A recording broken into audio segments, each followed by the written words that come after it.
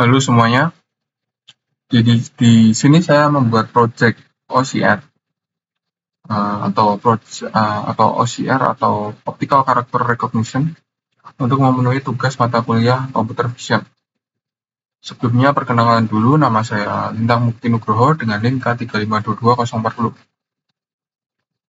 Di sini saya membuat project OCR menggunakan arsitektur CRNN.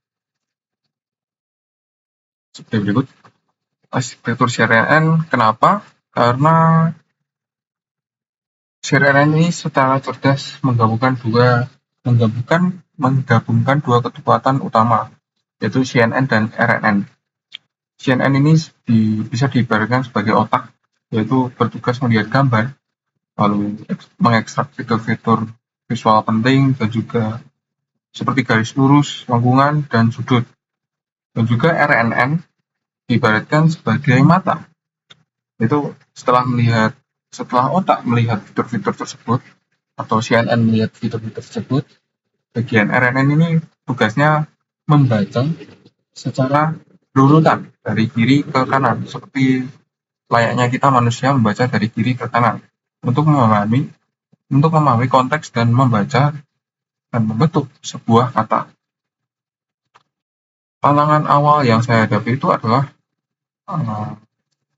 model yang saya buat pertama kali mentok pada CIR validasi 19,6%, minus 19,6%, lalu akurasi kata atau validasi itu 48,1%, dan akurasi karakter 74%.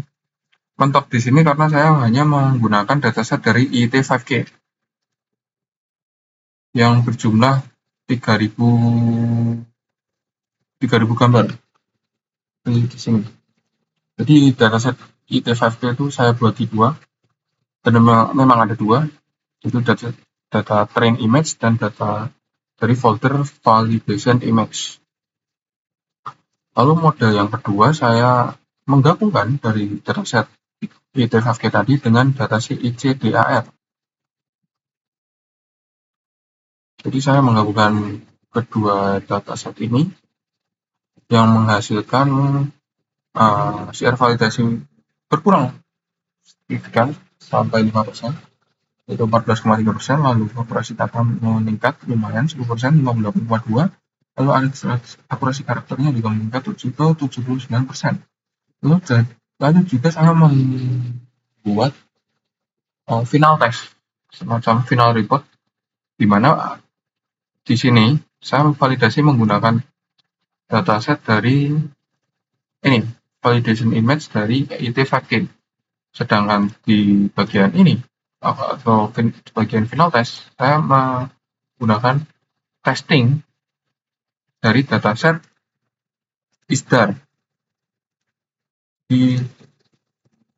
Jadi folder ini, folder test ini saya gunakan untuk testing final test atau final report, ibaratnya seperti ujian akhir lah. Kebetulan saya fine tune lagi dari kedua ini menjadikan model 3, model 4, dan model 5, dan model 6. Namun saya menyimpulkan atau menyimpulkan bahwa model 5 ini lebih bagus, atau paling bagus maksud saya, dengan share validasi 11,6%, akurasi kata 64,3%, akurasi karakter 83%, akurasi katanya 50,3% dari final test, lalu juga akurasi karakter dari final test yaitu 76%. Ya, jadi di sini adalah model paling bagus dengan CRR menggunakan juga attention. Model 6 gagal karena saya coba pakai transfer learning dari ResNet, tapi hasilnya tidak bagus, ya jelek. Saya juga menggunakan parameter dari Adam W, Avanzakel R, dan label smoothing. Lalu setelah itu semua perbandingannya, jadi hasil akhirnya saya memakai model 5. Di sini saya akan mendemokan di berikut aplikasi. Ini adalah aplikasi atau GUI testing saya, karena saya bisa mengupload gambar, teks gambar yang mau teks, dan ya apapun gambarnya saya upload di sini dan muncul seperti berikut. Jadi saya upload gambar Yanmar, ini logo Yanmar, logo merek Yanmar, dan terdeteksi oleh model share saya, ya tulisannya Yanmar, hasil pengenalan Yanmar.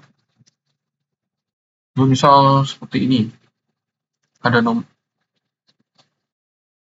nah, dia juga berhasil mengidentifikasi teks yang ada di sini, yaitu ada Nono Ambon nggak di sini.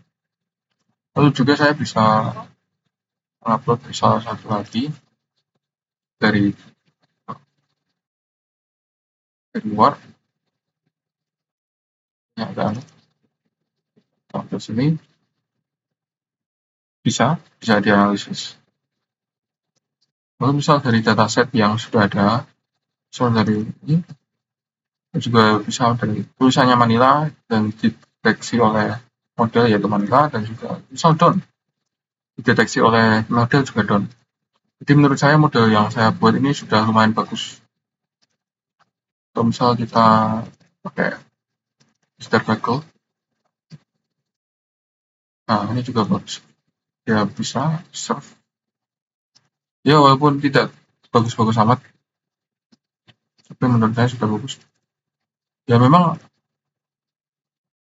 kalau gambarnya sendiri tidak kualitasnya jelek, model memang agak susah mengenali teks yang ada di gambar. Ini ya bagus. Oh ini do, seharusnya do ya, tapi model tidak mengenali karena ya ini tidak tahu dia. Ya seperti itu.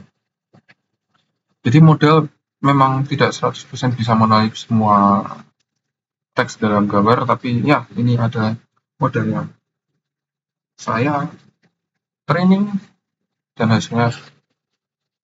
Jadi proyek ini membuktikan bahwa machine learning ini walaupun bukan solusi terbaik, tapi tentang proses iteratif memilih arsitektur yang tepat, mendiagnosis masalah, dan juga memperbaiki data yang selanjutnya mengoptimasi berkelanjutan. Seperti itu video ini. Sampai jumpa di lain waktu. Terima kasih sudah menonton.